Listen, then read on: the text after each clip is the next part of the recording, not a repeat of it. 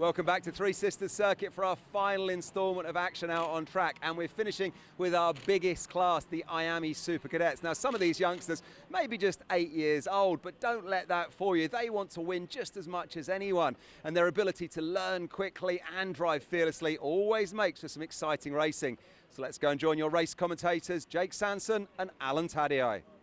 Hope you got a good seat, but you'll only need the edge of it. Macaulay Bishop and Finn McLaughlin on the front row from Will Murtagh and Connor Duncan, Nathan Tye and Cathal Clark from Alfie Slater and Noah Wolf, Sebastian Minns and George Edgar rounding out the top 10, all the way down to 16 rows of the grid with some amazing young talent in this Miami Super Cadet field. And this is going to be a tough one. Nathan Tye's been the man in form most of this season, but from 5th on the grid, this is going to be tough. Let's race! Alfie Slater's our 360-degree cameraman as they go through the first corner. A little bit of a love tap there on the back of Tye Jr. He lights up the rears, goes over the curbs, and that's a big move from Slater to avoid. And that is a big problem for Nathan Tye. That's going to compromise in big style as the field squabbles through on the first lap.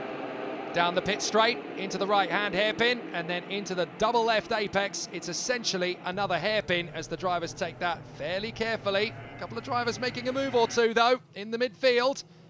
But it's a great start to the race for Macaulay Bishop. He hangs on to this lead. He's been the giant-killing privateer over the last couple of seasons, but now he's got himself into a really good fold, and he is doing an absolutely cracking job. Macaulay Bishop really starting to stand up and pay attention in the PMR driver program. So let's see if he can keep it going. Oh, nice move on the inside there for 6th position. That's Fusion on Fusion, I do believe. So they continue to battle away. That was Cathal Clark getting the move on the inside of Sebastian Minns, his teammate. So Cathal Clark into P6, in there behind Alfie Slater. Cathal Clark is riding the crest of a wave at the moment. He inherited victory in the first European X30 race weekend a few weeks ago at SA in France. He's come back to Britain. He's doing an absolutely amazing job. This is his season where he really breaks through. As they jockey for position again, the 27, Alfie Slater, hoping to emulate his older brother, who's having an amazing season out in Europe. It won't be long before he does the same thing, but he wants to win a British title or two first. And the Ultimate Karting Championship provides him with a great opportunity to do so. Here's Finn McLaughlin, the Irishman, 2nd place in behind Macaulay Bishop. So this is going to be an interesting charge for the competitors. Macaulay Bishop with the fastest lap, 48.49. Taken immediately away from him by Cathal Clark, 48.05. Noah Wolf goes even faster still, 47.8. We're back on board with our 360-degree camera. That's Alfie Slater. Just shows you how much vibration there is on the front fairing of the karts as they battle around these circuits. You think it's a fairly simple ride on these smooth tracks. It's not, as Cathal Clark gets his move on the inside. Thanks, Alfie. Oh, thank you, mate. I'll have that as well. That's a lovely move from Duncan on the inside line. And number 30 getting through. Looks like he's borrowed one of the Knight brothers' old suits to get around this circuit. As he comes through there on the inside, that's the move from the 42. Nathan Tye is back into it once more. So a great bit of driving. Connor Duncan, of course, making his way through into 4th position on double duty. Not many drivers of his age would do that. One thing young drivers do learn in karting, Nathan Tye, we're seeing it there as he goes for the move and makes a nice clean move. The early drama he had in the race, Jake, where he lost a number of places.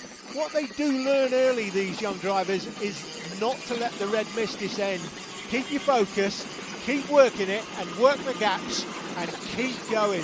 And we're seeing that with Nathan Tye. We know he's top quality and he's demonstrating it right here. Yeah, I've been watching Nathan for a few seasons now in different disciplines and different championships, and he's been really starting to make a play for it as Cathal Clark on the inside line there, sweeps under the inside of Connor Duncan. That puts him up into 5th position.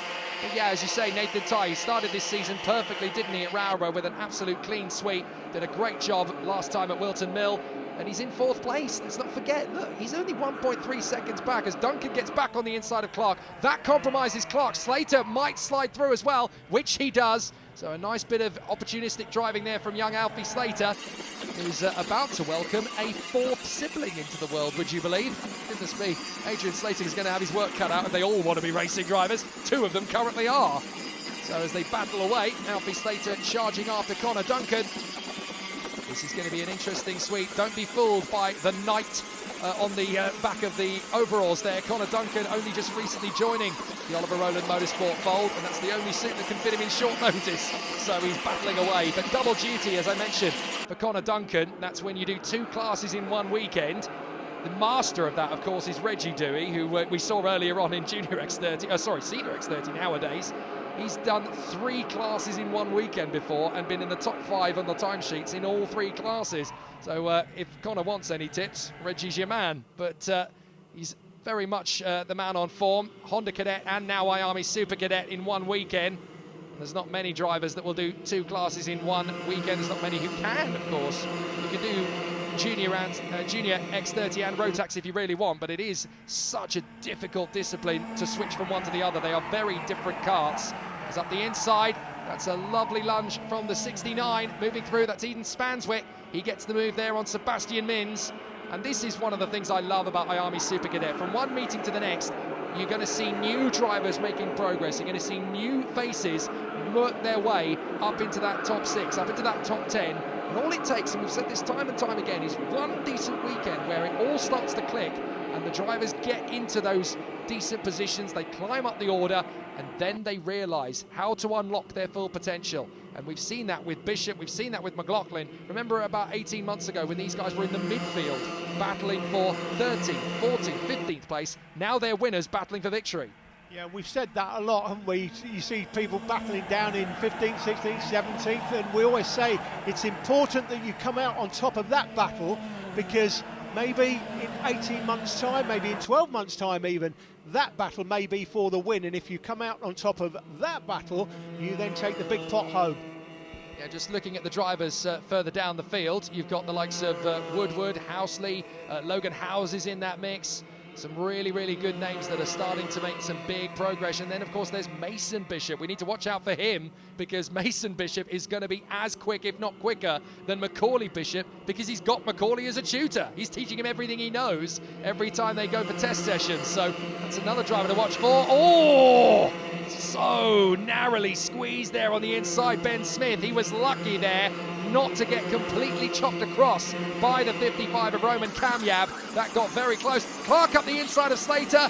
Nothing doing. You're not getting by there. And is this going to be Slater's optimum chance now to keep Spanswick at bay? Spanswick has suddenly come into this. Eden Spanswick's right in the hunt. And there's a fabulous chance for him now to get into that top 6 fairly firmly. Here's the battle lower down again. Smith, Kamyab, and the 51 there is Charlie Hart. But back at the front, here's Macaulay Bishop, still leading Finn McLaughlin. And this is absolutely perfect driving from the Irishman. Just sat in second place. He's not going for overtaking moves. He's not letting the rest of the field creep in.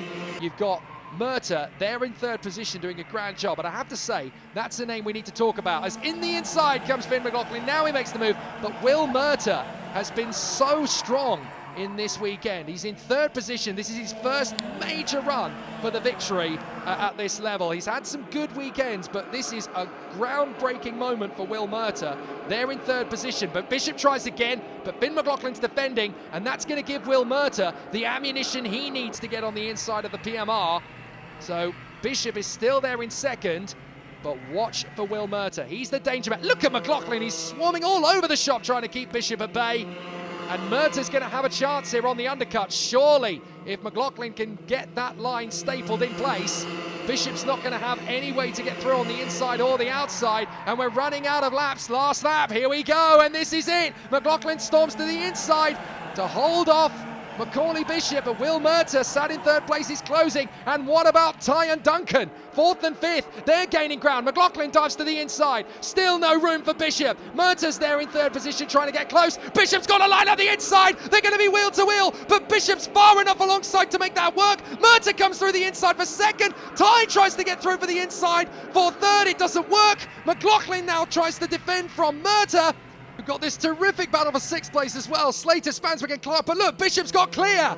And that's exactly what he needed to get the victory. The rest of them could all squabble. It looks like McLaughlin's going to have 2nd. He's managed to keep in front of Connor Duncan. But what a victory for Macaulay Bishop. Brilliant. Absolutely storming victory, and not easy under the circumstances. But he nails McLaughlin on the last lap, allows the rest of the pack to squabble, and takes the glory for himself.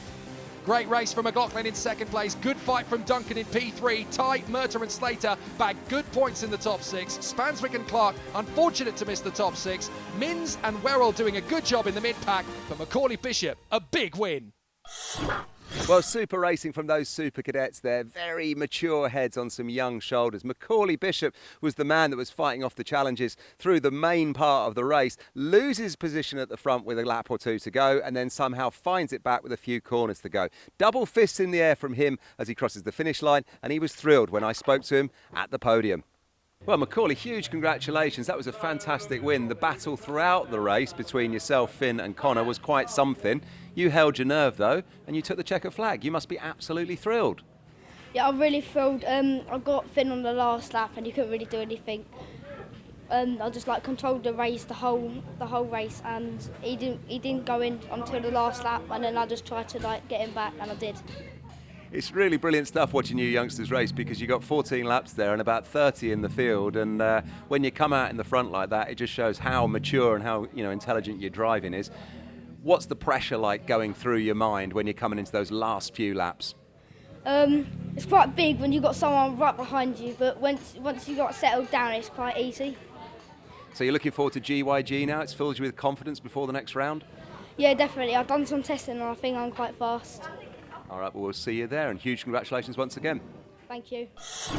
Nathan Ty will go to the final round with a very handy 12-point championship lead over Finn McLaughlin, with Macaulay Bishop, Charlie Hart and Alfie Slater left to fight over that third spot.